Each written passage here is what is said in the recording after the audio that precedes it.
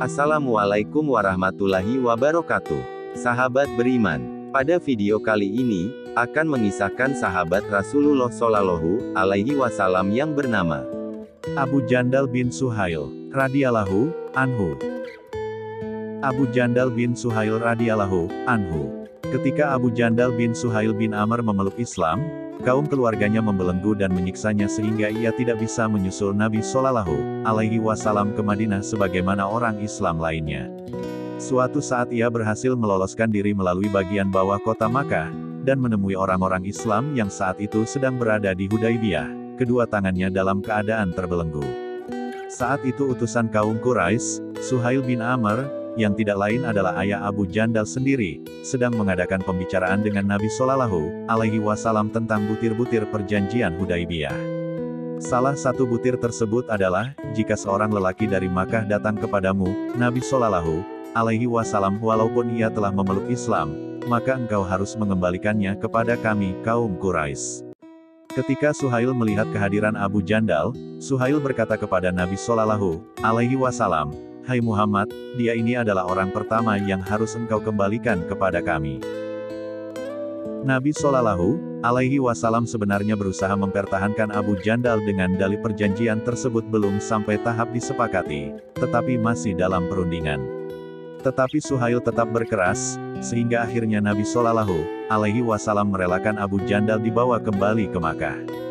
Abu Jandal sempat berkata, "Hai orang-orang Islam, apakah aku akan dikembalikan kepada kaum musyrik, sedangkan aku telah datang kepada kalian sebagai muslim? Apakah kalian tidak melihat apa yang kuderita?" Tentu saja kaum muslimin sangat tersentuh dengan keadaan tersebut, tetapi apa yang telah diputuskan oleh Nabi Shallallahu Alaihi Wasallam, itulah hukum yang harus ditaati.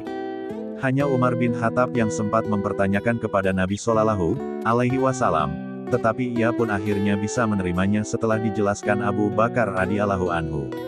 Nabi Shallallahu Alaihi Wasallam hanya bisa menasehati Abu Jandal untuk bersabar. Berlalulah waktu, seorang muslim lagi, yakni Abu Bashir, lepas dari kungkungan dan siksaan kaum Quraisy dan berlari ke Madinah. Kaum Quraisy mengirim 2 utusan ke Madinah untuk menjemput Abu Bashir, dan tidak bisa tidak, karena masih terikat perjanjian Hudaybiyah, Nabi Shallallahu Alaihi Wasallam harus merelakan Abu Bashir dibawa kembali ke Makkah. Dalam perjalanan tersebut, dengan suatu muslihat Abu Bashir berhasil membunuh salah satu utusan, dan utusan lainnya berhasil lari ke Madinah meminta perlindungan Nabi Shallallahu Alaihi Wasallam. Ketika Abu Bashir menghadap Nabi Shallallahu Alaihi Wasallam di Madinah, beliau menjelaskan tentang perjanjian Hudaybiyah dan beliau tidak mungkin mempertahankannya di Madinah. Abu Bashir bisa memahami kesulitan yang dihadapi Nabi Shallallahu Alaihi Wasallam, karena itu ia lari ke pesisir menyembunyikan diri. Beberapa waktu kemudian Abu Jandal juga berhasil lolos dari kaum Quraisy, dan ia mengikuti jejak Abu Bashir menyembunyikan diri di pesisir. Begitulah, setiap ada orang muslim yang lolos dari kaum Quraisy, mereka bergabung dengan Abu Bashir dan Abu Jandal hingga mencapai jumlah satu isbah 10-40 orang. Kelompok yang dipimpin oleh Abu Bashir dan Abu Jandal ini selalu menghadang dan membunuh kafilah dagang Quraisy yang menuju Syam, dan merampas hartanya. Keadaan itu ternyata menjadi bumerang bagi kaum Quraisy, yang akhirnya memaksa orang-orang Quraisy menemui Nabi Shallallahu Alaihi Wasallam agar kelompok Abu Bashir dan Abu Jandal ditarik ke Madinah dan tidak mengganggu kafilah-kafilah dagang orang Quraisy ke Syam. Itu artinya mereka sendiri yang berinisiatif membatalkan perjanjian Hudaybiyah. Dan kelompok Abu Bashir dan Abu Jandal ini akhirnya bergabung dengan Nabi Shallallahu Alaihi Wasallam di Madinah. Wallahu a'lam bishawab. Terima kasih sudah menonton video ini. Semoga video ini bermanfaat untuk sahabat semua.